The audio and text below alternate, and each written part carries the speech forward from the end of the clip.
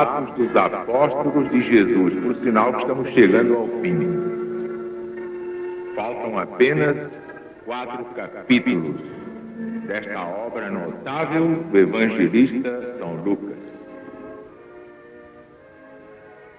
5 dias depois, desceu Ananias, o sumo sacerdote, com alguns anciãos e um orador chamado Tertulo, os quais acusaram o apóstolo Paulo perante o governador. Sendo ele chamado, começou Tertulo a acusá-lo, dizendo: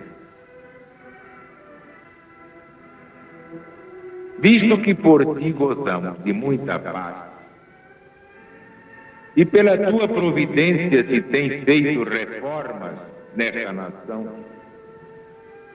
em tudo e em todo lugar, nós o reconhecemos com gratidão, ó potentíssimo Félix. Mas para não te enfadar por mais tempo, rogo-te que, na tua bondade, nos ouças por um momento. Pois temos achado que este Paulo é um homem pestilencial, porque em toda parte promove confusão, é o chefe da seita dos nazarenos, também tentou profanar o templo, por isso nós prendemos Paulo. E tu mesmo, examinando-o, poderás tomar conhecimento de tudo aquilo de que nós acusamos. Ora, os judeus também concordaram imediatamente na acusação, afirmando que essas coisas eram exatamente assim. O apóstolo Paulo, tendo-lhe o governador feito sinal de que falasse, falou. Sabendo que há muitos anos és juiz desta nação, com bom ânimo eu faço a minha defesa, visto poderes verificar que não há mais de 12 dias subi a Jerusalém para adorar o Senhor. E não me acharam no templo discutindo com ninguém, nem fazendo ajuntamento de povo, quer nas sinagogas, quer na cidade, nem te podem provar as coisas de que agora me acusam. Porém, confesso-te isto, que segundo o caminho, o cristianismo, a quem eles chamam seita, sirvo ao Deus de nossos pais, crendo todas as coisas que são conformes à lei e estão escritas nos profetas, tendo esperança em Deus, como também eles esperam de que há de haver uma ressurreição, tanto dos justos quanto dos injustos. Todos terão de permanecer diante do divino tribunal. Por isso também me esforço para ter sempre uma consciência limpa para com Deus e para com os homens. Depois de alguns anos, vim trazer donativos à minha nação e ainda fazer oferendas.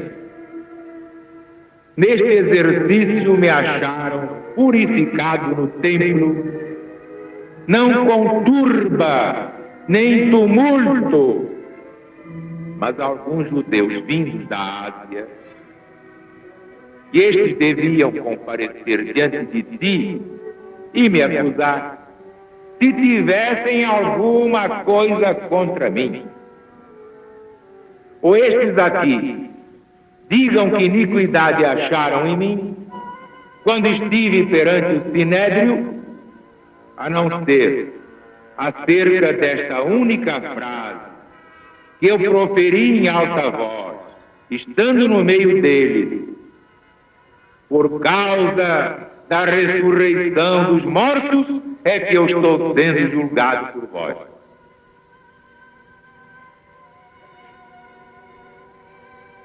Entretanto, Félix, que sabia muito bem as coisas acerca do caminho, o nome do cristianismo primitivo, adiou o julgamento da causa, dizendo: bem, quando descer o tribuno Lísias, eu decidirei essa questão. E ordenou ao centurião que o apóstolo Paulo ficasse detido, mas tratado com brandura, sem impedir que os seus o servissem. Passados alguns dias, vindo Félix com Drusila, sua mulher, que era judia, mandou chamar o apóstolo Paulo e o ouviu acerca da fé em Cristo Jesus. Discorrendo Paulo sobre a justiça, a temperança e o juízo vindouro, Félix ficou apavorado e exclamou: bem, por ora vai, e quando eu tiver ocasião, oportunidade, mandarei te chamar. Esperava ao mesmo tempo que Paulo lhe desse dinheiro, porque todos davam. Pelo que, esperando propina, mandando chamar com mais frequência, conversava com ele. Mas São Paulo não dava propina. Passados 2 anos, teve Félix por sucessor Pórcio Festo. E querendo alcançar o favor dos judeus, Félix deixou Paulo na prisão.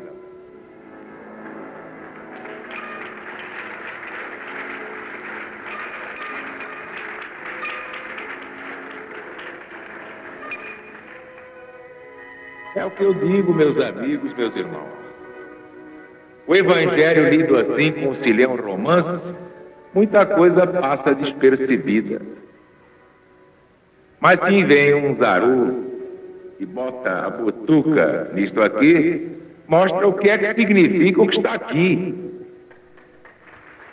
Mas é para valer, como ninguém jamais explicou.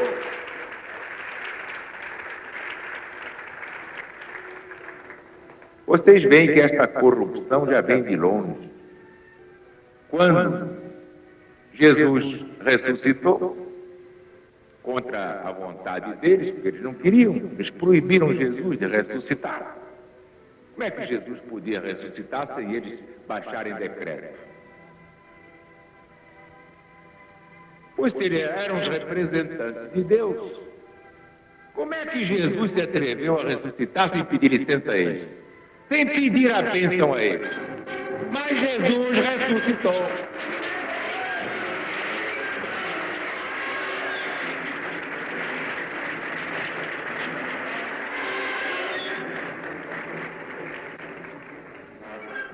De modo que, com este fato inesperado, imprevisto, chamaram os soldados romanos que estavam guardando o túmulo, deram uma boa soma a eles, dizendo: bem, vocês sabem, né?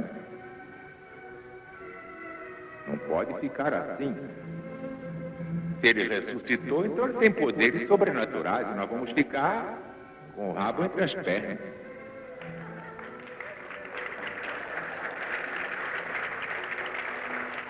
Não fica bem para nós sair com o rabo entre as pernas. Nós temos que ficar sempre bancando os tais.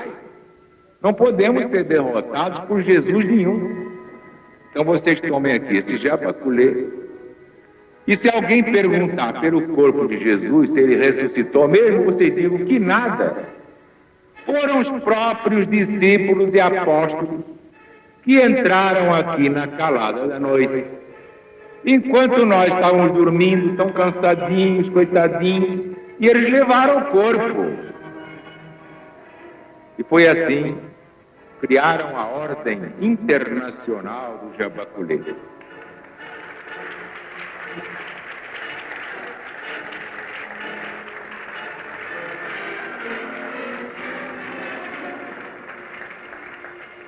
mas já tinham criado antes. Quando pegaram um fracalhão, o pobre infeliz chamado Judas Iscariotes, porque era de Queriotes, e lhe deram 30 pratas para ele entregar o seu mestre. E entregou, dando um beijo no rosto de Jesus. Salve, mestre! E foi assim que prenderam Jesus.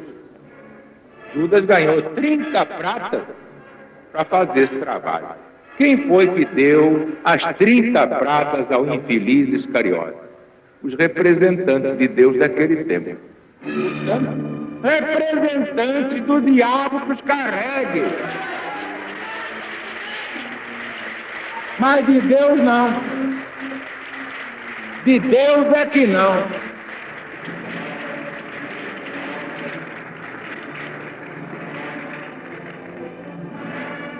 Ora, meus amigos, meus irmãos, eu não posso inventar nada, eu estou proibido de mentir. Quem prega este evangelho, como nós pregamos, se mentir, cai fulminado. Não pode mentir. Pois bem, está aqui no evangelho, porque este livro, Atos dos Apóstolos, é o coroamento dos 4 evangelhos, tanto que é o livro seguinte ao evangelho segundo São João. Está aqui. Os governantes faziam isso porque os sacerdotes também faziam. Então, se Paulo desse dinheiro a Félix, ao governador Félix, ele dava um jeitinho e soltava o apóstolo. Mas levou 2 anos esperando que Paulo desse dinheiro a ele. Pode parecer que eu estou exagerando? Não, só falo de Bíblia na mão. E a Bíblia sem véu, sem teia de aranha, sem baratas, sem lacraias, sem lagartixas. A Bíblia limpa. Está aqui. Félix esperava que Paulo lhe desse dinheiro para ser solto. Diabo de governador de Araque. Então esperava que um inocente lhe desse dinheiro para ser posto em liberdade? Levou 2 anos prendendo Paulo, mantendo Paulo preso porque não lhe dava o jabaculê. Vocês sabem que esses santos têm uma grande influência na humanidade atual? São Jabaculê, velai por nós. São Jabaculê, abrir os nossos caminhos. São Jabaculê, que eu quero ser nomeado para fiel de tesoureiro, que eu quero é rosetar. É São Jabaculê.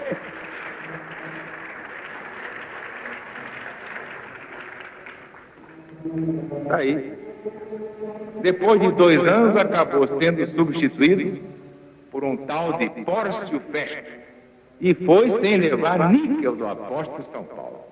Porque Paulo não era homem de dar dinheiro para um ladrão vulgar, para ser posto na rua à custa de propina. Paulo era um homem honesto.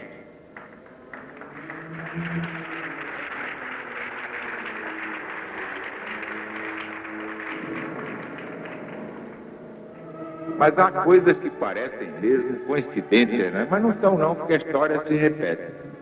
Prestem atenção a esse trecho.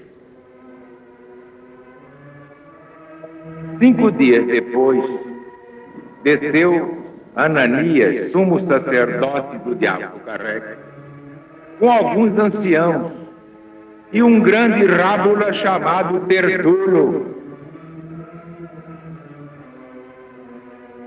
Esse veio para acusar o apóstolo diante do governador Félix. Sendo chamado o apóstolo, então começou Tertulo a acusá-lo. Vejam que coisa.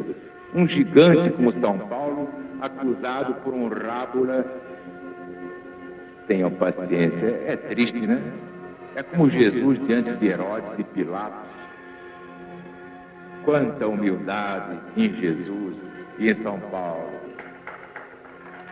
Pois bem, agora vejam o jogo da oratória forense.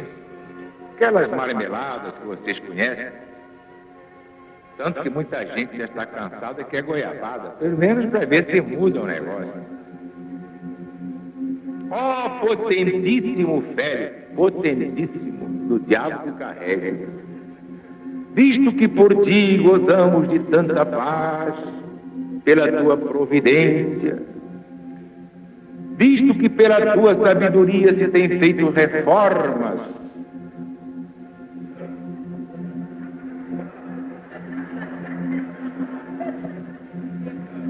essa não. Essa não. É demais. É demais.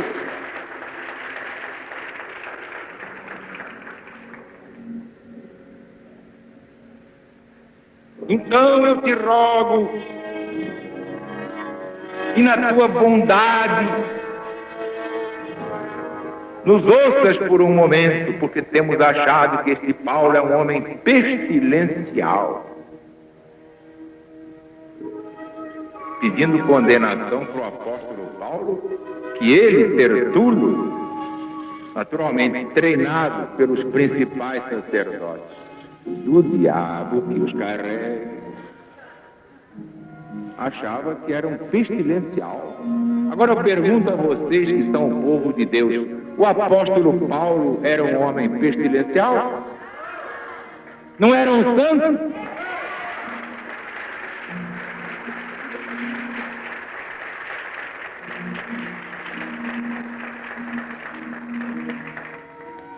Quer dizer, há coisas realmente extraordinárias, está tudo no Evangelho. Mas já que falamos em reformas,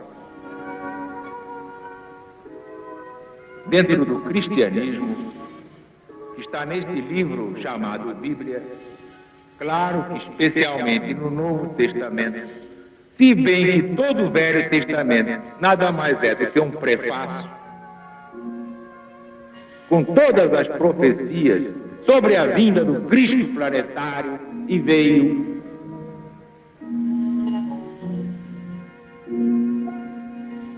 Dentro do cristianismo, há soluções para todos os problemas do Brasil e do mundo. Problema do desemprego, problema da falta de gêneros alimentícios, problema da falta de produção. Eu tenho todas estas soluções e digo humildemente, são de Jesus. O resto é demagogia.